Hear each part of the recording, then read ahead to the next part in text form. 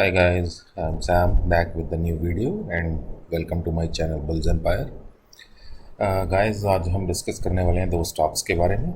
एक reversal stock है और एक ब्रेकआउट स्टॉक है।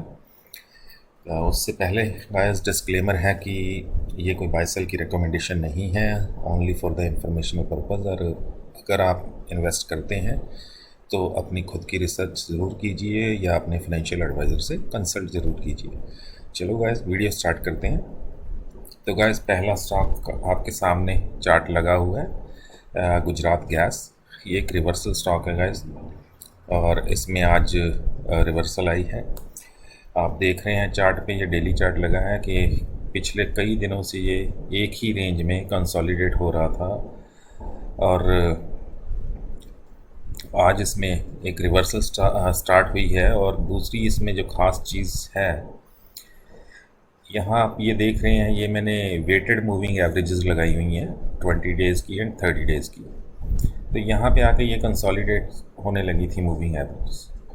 तो अगर इसी स्टॉक का बिहेवियर हम इससे पहले देखें चार्ट में, तो यहाँ पे आप देख रहे हैं मूविंग एवरेजेस की कंसोलिडेशन चल रही थी और वहीं से इसने एक ब्रेकआउट दिया और फिर ये यहाँ तक आया। 540 से ये अप्रॉक्सीमेटली 800 तक आया। तो वहाँ से एक इसने रैली दी थी।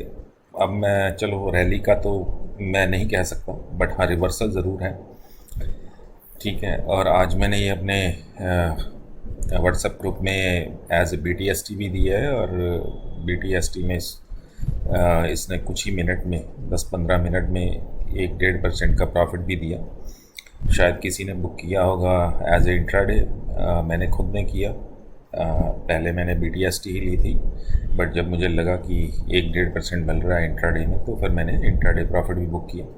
तो गाइस कल को इस स्टॉक में नज़र रखिएगा, बट हाँ मेरी कन्विक्शन जो है कल की मार्केट के लिए वो कुछ थोड़ी अलग है।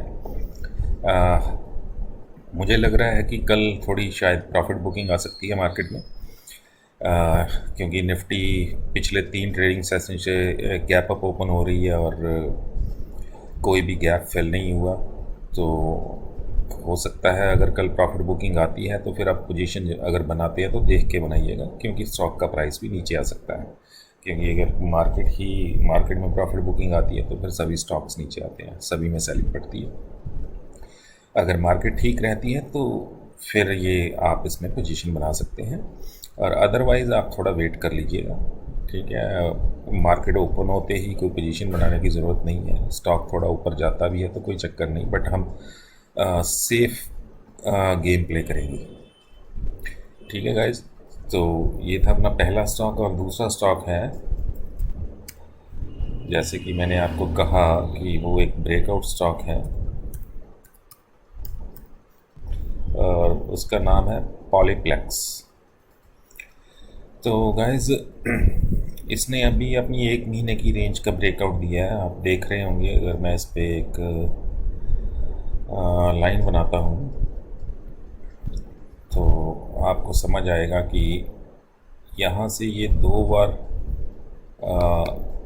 रिवर्स हुआ, ठीक है। एक ये हुआ 14 सितंबर को और दूसरी बार रिवर्स हुआ ये 12 अक्टूबर को। तो 2 बार यहाँ से रिवर्स हुआ।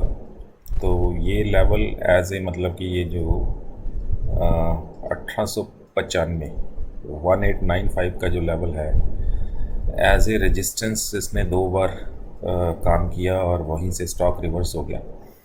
और आज इसने उस 1 मंथ की जो रेंज, इसे गाइस बेसिकली हम टेक्निकल लैंग्वेज में कहते हैं रेंज ब्रेकआउट।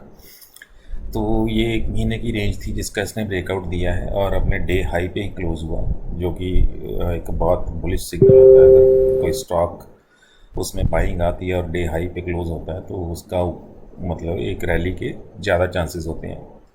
बट मैंने पहले भी कहा कि मुझे पता नहीं क्यों लग रहा है कि कल मार्केट में थोड़ी प्रॉफिट बुकिंग और आ सकती है, क्योंकि मार्केट बहुत हाई लेवल पे जा चुकी है। और दूसरी बात ये है कि 18,500 आज एक स्ट्रॉन्ग रेजिस्टेंस की तरह उसने काम किया। मार्केट थोड़ा ऊपर गई भी, बट वहीं से मार्केट में एक सेलिंग प्रेशर नज़र आया। तो अगर तो एक वॉल्यूम के साथ कल को 18,500 ब्रेक होता है तो फिर तो ठीक है। और अगर वो ब्रेक नहीं हो पाता तो वहाँ से 100-200 पॉइंट की करेक्शन आ सकती है, वो बड़ी मामूली बात है। तो गाइस आपने पॉलीप्लेक्स पे नज़र रखनी है। और हाँ, अगर आप इसमें पोजीशन बनाते हैं तो हम इसका स्टॉप लॉस लेके चलेंगे 1800 का। ठीक है, थोड़ा डीप स्टॉप लॉस है। और टारगेट्स गाइस ऐसा है कि अगर ये अपना एक रैली स्टार्ट होती है इसमें, तो मेरे इसके लिए जो टारगेट रहेंगे, वो पहला टारगेट 2100 का रहेगा। और 2100 ब्रेक होता है तो फिर 2250 का दूसरा टारगेट रहेगा। ठीक है गाइस, तो 1800 का स्टॉप लॉस लेते हुए आप इसमें पोजीशन बना सकते हैं। बट हाँ, कल थोड़ा मार्केट का वेट कर लीजिएगा। ठीक है, मार्केट को थोड़ा टाइम दीजिएगा, वही 15-20 मिनट, आधा घंटा पहला सिर्फ मार्केट को वॉच कीजिएगा कि अगर मार्केट पॉजिटिव रहती है तो फिर ही कोई पोजीशन बनाइएगा। ये सिर्फ मेरी आपको एक सुजेशन है। तो ये थे गाइस अपने 2 स्टॉक्स। बाकी आज हम व्हाट्सएप ग्रुप में तो अच्छा काम हुआ। तो एक मैं आपको ऐसी बिना चार्ट के एक स्टॉक बता देता हूँ गाइस।